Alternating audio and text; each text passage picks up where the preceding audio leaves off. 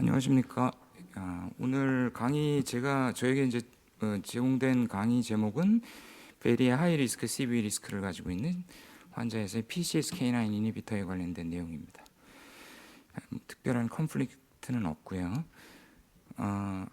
일반적으로 이제 하이 인텐시티 스타틴 테라피를 시행한 그 하이 리스크 페이션트 혹은 베리 하이 리스크 페이션트의 경우에 LDL 콜레스테롤의 리덕션에 관련된 퍼센트는 로슈바스타틴 20ml를 사용하고 난 7,856명의 환자를 대상으로 한 연구 결과에서도 LDL을 50% 이상 감소시키는 비율이 46.3%밖에 안 된다는 사실을 알 수가 있고요.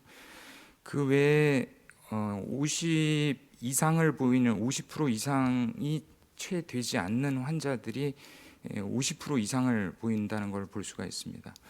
그 1002년으로 봤을 때 이벤트 레이트가 리덕션 퍼센트가 높으면 높을수록 그만큼 이벤트를 낮출 수 있는 걸로 돼 있어서 LDL을 많이 낮출수록 이벤트를 줄일 수가 있다는 것은 거의 정설화되어 있는 것 같습니다.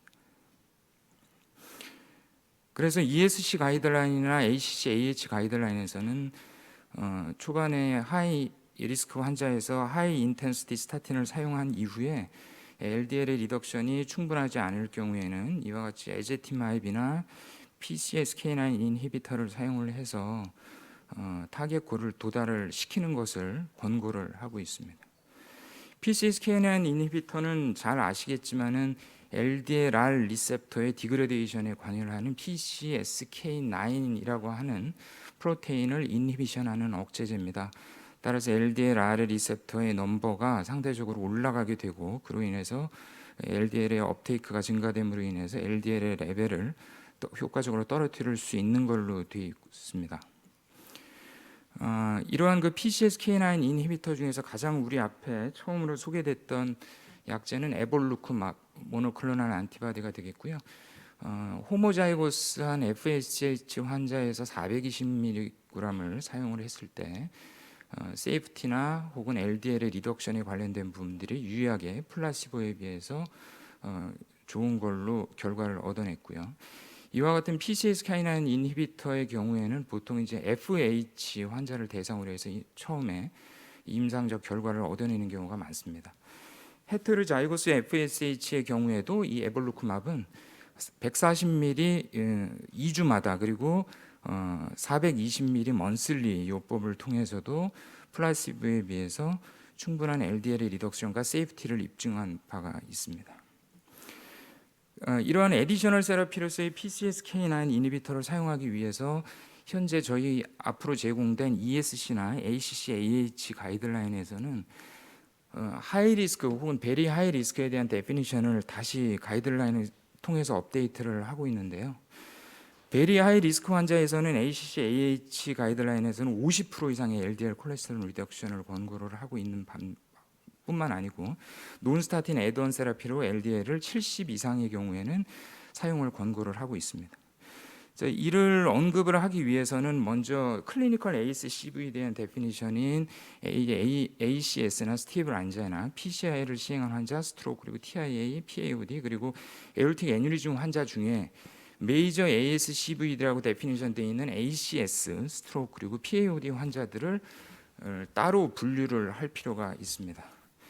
ACC, AH 가이드라인과 유로피안 가이드라인에서는 베리 하이 리스크의 크라이테리아가 좀 차이가 있는데요. ACC, AH에서는 recent AS, 즉 1년 이내에 ACS가 발생하는 환자이면서 이 환자가 전에 MI가 있거나 혹은 PAOD가 있거나 혹은 이스케믹 스트로크의 경험이 있는 환자 같은 두 개의 메이저 ASCVD 이벤트를 가지고 있는 환자이거나 혹은 리센 ACS가 있는 환자와 함께 2개 이상의 리스크 팩터를 가지고 있는 환자로 제한을 하고 있습니다. 유로피안 가이드라인에서는 그 반면 모든 ACS 환자들을 베리 하이 리스크 환자로 데피니션을 주고 있습니다. 이런 가이드라인을 살펴보게 되면 아메리칸 가이드라인에서는 보통 공이 유로피안과 똑같이 50% 이상의 LDL 리덕션을 권고를 하고 있습니다만 스레스홀드는 70 이상의 경우에 추가적인 에디셔널 세라피를 권고를 하고 있고 그리고 유럽에서는 55 이상의 경우에 에디셔널 트리트먼트를 권고를 하고 있어서 상대적으로 ACC/AH 가이드라인에 비해서 ESC 가이드라인 환자의 경우에 추가적인 에디셔널 세라피의 찬스는 올라가게 됩니다. 따라서 이렇게 해서 시나리오를 작성을 해보면 하이 LDL 레벨을 가지고 있으면서 리센트 ACS를 가지고 있는 환자가 175의 LDL 레벨을 보이고 있을 때 유로피안 가이드라인에서는 55를 기준으로 하는 이유 때문에 추가적인 PCSK9 인히비터의 찬스는 올라가게 되고요. ACC/AH 가이드라인에서는 70을 목표로 하고 있기 때문에 에제티마까지만 에디셔널 세라피를 하게 되는 경우의 수가 많아질 수밖에 없습니다. 그러나 모더레이트 LDL 레벨에서 리센 AS를 가지고 있는 환자에서 LDL의 컨트롤에 대한 시나리오는 유로피안과 아메리칸이 거의 유사할 가능성이 높습니다.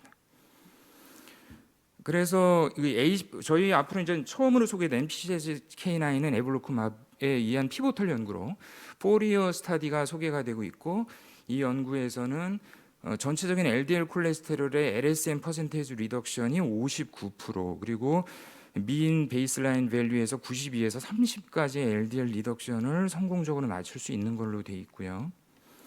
클리니컬 아웃컴에서도 프라이머리 컴포짓 엔드포인트와 그리고 키 세컨더리 컴포짓 엔드포인트에서도 유의하게 플라시보에 비해서 추가적인 클리니컬 베네핏을 입증을 하였습니다. 또한 추가적으로 나와 있는 4이어 트라이얼에 대한 프리스페시파이드 세컨 아날리시스에서도 이 베리 하이 리스크에 들어가는 MI가 리센 MI라고 데피니션을 주고 있는 이유가 이와 같은 그 12개월 이하의 최근에 생긴 MI가 상대적으로 1년 이상 된 MI에 비해서 클리니컬 베네핏이 높다는 것을 제시를 하였습니다. 그래서 여기 보시면 리센 MI가 리모트 MI에 비해서 에볼루크맙에 대한 수혜자로서는 가능성이 높다라는 것을 얘기를 하고 있습니다. 또한 이러한 이제 클리니컬 베네핏에 대한 클리니컬 트랜슬레이션은 플락 리그레션에 관련된 PCSK9의 효과를 입증해주는 글라코브 랜더마이즈 트라이얼에서도 우리가 아스테로이드 하이 인텐시티 스타틴을 사용했을 때의 결과와 유사하게 아세르마 볼륨과 그리고 페이션트 위드 리그레션, 퍼센트 리그레션이 유의하게 플라시보에 비해서 에볼루크맙이 상대적으로 플락의 버든을 낮추는 걸로 데이터를 보여주고 있습니다. 또한 에볼루크맙과 그 컴페리터로 알려져 있는 알리로크맙은 토탈 논 페탈 카디오베스큘라 이벤트 및 페탈 이벤트들을 줄여주는 오디세이 아웃컴 트라이얼에서도 클리니컬 아웃컴이 상대적으로 플라시보에 비해서 유의하게 낮은 걸로 돼 있었고요. 그게 지금 그 4이어 연구하고 차이는 올코스 모탈리티 데스, 그러니까 지금 말하자면 애니코스로부터의 데스에서 플라시보에 비해서 알리로크맙을 사용한 그룹들이 상대적으로 올코스 데스를 좀 낮췄다고 하는 것이 좀 특이한 경우라고 볼 수가 있습니다. 그러나 데이터상으로 멀티플 리그레션에 관련된 부분들에 대한 부재로 아마 이 데이터를 해석하는 데 있어서 좀 논란의 여지가 있는 부분들은 사실입니다. 그래서 이 두 연구의 피보탈 연구들을 비교를 해보면 가장 큰 차이는 4이어와 오디세이 아웃컴에서 환자의 인클루전 크라이테리아에서 ACC/AH 가이드라인을 시사하는 ACS를 포함한 하이 리스크 피처를 가지고 있는 환자들을 인롤시켰던 4이어 트라이얼에 반해 오디세이 아웃컴에서는 ACS 환자들만 인롤을 시켰다는 것이 차이라고 볼 수가 있고요. 프라이머리 엔드포인트는 오디세이 아웃컴 트라이얼에서 주로 메이저 ASCVD를 중점적으로 봤다는 것이 차이라고 볼 수가 있습니다. 또한 아웃컴의 결과에서도 오디세이 아웃컴이 올코스 모탈리티를 4이어에 비해서 좀 차이를 보이게 유의하게 플라시보에 비해서 유의하게 데스를 낮추는 걸로 결과를 얻어낸 것이 차이라고 볼 수가 있습니다. 또 한 가지 차이점은 이 알로리쿠맙에 대한 피보탈 연구인 오디세이 스타디가 스타디 디자인상에서 그 타겟 LDL 타겟 레벨을 좀 더 능동적으로 어드저스트 했다는 부분들이 디자인상에서 차이라고 볼 수가 있습니다.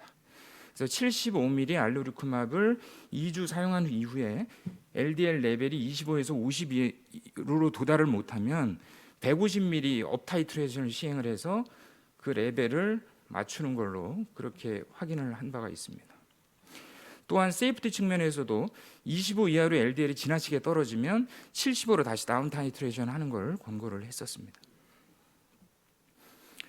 그래서 베이스라인 LDL 또한 이러한 연구들을 통해서 알 수 있는 것은 메이스와 LDL의 리덕션의 퍼센트가 크면 클수록 메이스는 그만큼 베네핏이 올라간다라는 사실을 알 수가 있는데, 이 오디세이 연구에 대한 서브 분석에서도 100 이상의 LDL 베이스라인을 보이는 환자가 주로 알로리쿰앱의 어떤 그 유의한 수혜자의 가능성이 높아진다는 사실을 알려주고 있는 데이터입니다.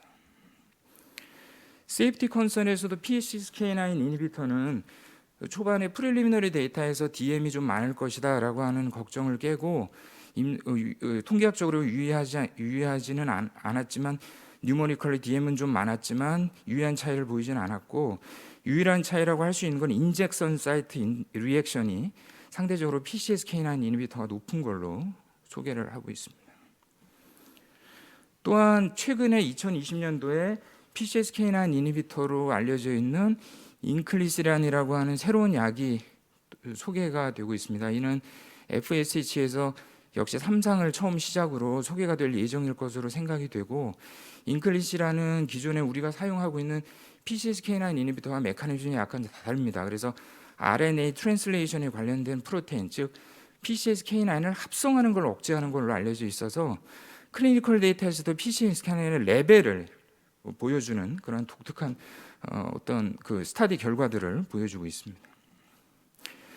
따라서 베리 하이 리스크 크라이테리아를 살펴봤을 때 ACC AH 가이드라인에서는 포리어 연구에 대한 것을 기반으로 그 대상자가 멀티플 리스크 팩터를 가지고 있는 리센 AS 환자를 대상으로 하였고, 유로피안 가이드라인은 오디세이 트라이를 통해서 ACS 환자의 모든 환자가 베리 하이 리스크라고 주장을 하고 있습니다. 케이스를 소개해드리겠습니다. 35세 남자 환자고 젊은 사람인데 특별한 리스크는 없었던 환자고요. 미드 LAD 쪽에 시그니피컨트한 스테노시스와 서컴플렉스 쪽에 CTO 소견을 보이고 있었던 환자고요. RCA 쪽 디스탈에도 아주 크리티컬한 스테노시스가 있는 환자입니다. 그래서 이 환자를 인터벤션을 3베스를 다 시행을 하고 환자에게 옵티멀 메디케이션을 시행한 이후에 4개의 DES가 들어갔고요. 환자의 클리니컬 다이그노시스는 언스테이블 안자이나가 되겠습니다. 환자의 랩 파인딩상에서 LDL이 310을 보였습니다. 35세 나이고 환자의 기왕력은 없는데 LDL이 지나치게 높아서 좀 이상하게 생각을 해서 이분에게 제네틱 스타디를 시행을 했고, 환자의 가족력상에서 아버님이 일찍 돌아가셨다는 가족력을 가지고 있었습니다. 환자에게 시행한 검사에서 아포비, LDLR, AP 그리고 PCSK9 검사들은 저희 국내에서 시행 안 되는 검사들이 많고 LDLR 포인트 뮤테이션에 관련된 검사가 있기에 이 검사를 시행을 해서 이 환자가 호모자이고스한 패밀리 하이퍼콜레스테롤인 걸 확인하였습니다. 암젠 슬라이드를 잠깐 좀 인용을 하면 대개 호모자이고스 패밀리 하이퍼콜레스테롤은 500 이상의 LDL을 보이는 경우가 많고 치료를 해도 300 이상으로 LDL이 여전히 높은 클리니컬 피처를 보이는 반면 이 환자의 경우에는 이런 피처가 없어서 이 환자의 FH의 진단은 진 테스트를 통해서 진단이 된 케이스고요. 실제로 호모자이고스한 클리니컬 다이그노시스상에서 LDL의 레벨이 헤테로자이고스한 FSH의 특성을 보이는 호모자이고스 FSH가 있는 걸로 나와 있어서 이 환자가 이 경우에 해당되지 않나 생각이 됩니다. 또한 그래서 클리니컬 다이그노시스가 아닌 뮤테이션의 여부를 확인하는 방식을 통해서 가족성 고지혈증이 진단이 된 케이스고요. 이 환자를 2012년 10월부터 팔로우를 했습니다. 보라색이 LDL인데 310에서 아토바스탄 80ml 써보다가 지속적으로 초반에는 좀 떨어지는 것 같다가 이게 저희가 이제 목표로 하는 70 이하로 떨어뜨리는 것이 거의 좀 어려웠던 것 같습니다. 그래서 로슈바를 보험도 안 되는 40ml를 써보기도 하고 에지스트나 10ml를 애드온 해보기도 해도 LDL은 지속적으로 100 이상을 보이는 양상을 보였고요. 이때는 이제 PCSK9 이니비터가 없었죠. 그래서 제가 쓸 수 있는 약이 이게 전부였고 2017년도까지 이런 상황이었는데 그래서 저는 누구보다도 PCSK9 이니비터를 좀 기다렸던 것 같습니다. 그래서 이 환자에게 에볼루크맙이 처음에 출시가 됐다는 얘기를 듣고 비보험으로 사용을 한 효과는 LDL이 여기 보시면 70대까지 떨어진 것을 볼 수가 있지만 타겟골은 어치먼트를 못했고요. 그리고 나서 보험이 안 되니 약을 유지할 수가 없어서 다시 환자가 LDL이 한 달 만에 상승을 하는 것을 볼 수가 있습니다. 그래서 약을 끊으면 즉각적인 LDL 리턴이 이루어지는구나라는 걸 알았고 그리고 나서 환자에게 지속적으로 에볼루크맙을 사용해서 현재는 LDL 리덕션 퍼센트가 89%, 즉 현재 LDL의 레벨은 33까지 떨어뜨린 상태입니다. 1년 팔로업상에서 CAD는 굉장히 스테이블하게 리커런스는 없었고요. 4년 팔로업상에서도 안주 결과가 상당히 좋은 것을 확인할 수가 있었고 ISR이나 디지즈 프레볼루션은 전혀 없는 걸로 확인을 하였습니다. 디스탈 쪽에 중등도 병변이 확인된 부분은 FA8로 논 이스케믹 리전인 걸 확인을 하였고요.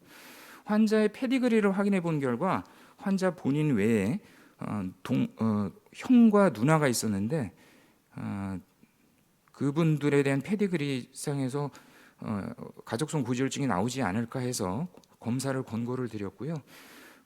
형이 이상은 없었는데 누님이 아마 헤테로자이거스 FGC가 확인이 돼서 이 환자에게 고용량 스타틴을 사용을 해서 수치를 139까지 떨어뜨리고 나서 이분은 팔로우업이 로스가 되었고요. 다른 병원으로 아마 옮기신 것 같고 그 외에 이 환자로부터 말하자면 아들이 둘이 있었는데 그 아들 둘 중에서 하나는 또 헤테로자이거스 FAH가 확인이 돼서 현재 초등학교 3학년으로 알고 있습니다. 그런데 이 소아의 경우에 또 인디케이션을 갖고 있는 약이 아토바스타틴밖에 없다 보니까 아토바스타틴을 사용을 하면서 좀 경과를 보고 있는 상태입니다. 서머리입니다. LDL 콜레스테롤 레벨을 어치먼트에서의 어려움은 사실 스타틴과 에즈티마이블 컨비네이션을 하더라도 상당히 많은 비율에서 발생을 하는 걸로 되어 있습니다.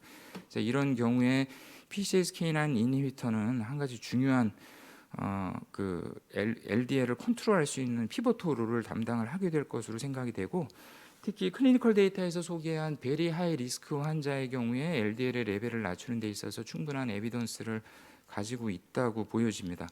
이러한 두 개의 피보탈 연구와 현재까지 나와 있는 PCSK9 이니비터의 클리니컬 임상에 관련된 부분을 바탕으로 현재 2018년 그리고 6개월인 2019년에 ACC/AH 그리고 ESC 가이드라인에서도 이와 같은 디자인 그리고 크라이테리아와 인클루전 크라이테리아를 바탕으로 가이드라인들이 정립이 된 걸로 확인이 되었습니다. 그러나 실제적으로 리얼 프랙티스에서 이런 PCSK9 이니비터가 LDL을 떨어뜨리는 부분 그리고 그 어떤 임상적인 프로세스 아웃컴에 대한 유틸라이제이션 관련된 부분들은 아직 알려진 바가 없어서 조금 더 좀 많은 연구가 시행이 돼야 될 필요가 있다고 보여지고요. 특히 코스트 이펙티브니스가 지금 현재 많은 도마 위에 오르는 약으로 알고 있습니다. 그래서 이 부분이 해결될 수 있다면 더 좋은 사용이 가능하지 않을까 생각이 됩니다. 경청해 주셔서 감사합니다. 예.